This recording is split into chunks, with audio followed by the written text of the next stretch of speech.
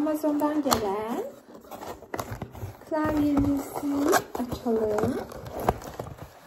Mekanik klavye aldım çünkü tıkı tıkı tıkı yapmayı seviyorum. İçinde böyle kartları var, kullanım kartları. Bu cardboard gibi. Çünkü masa başında çok vakit geçiriyorum ve 2 tane ekranım var. Ve bence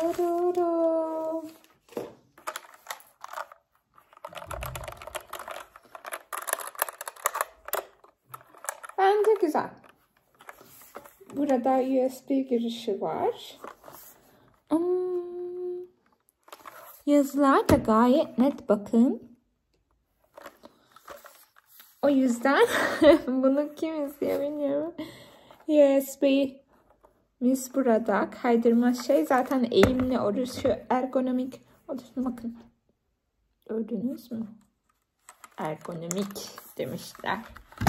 Deneyeceğiz bunu şimdi. Başka içinden çıkan bir şey var mı bakalım. Evet var. Bir takım şeyleri takıp çıkarmak için tuşlardan bahsetmekteyim. Aletimiz. Burada da diğer tuşlarımız var ve kablomuz var. O zaman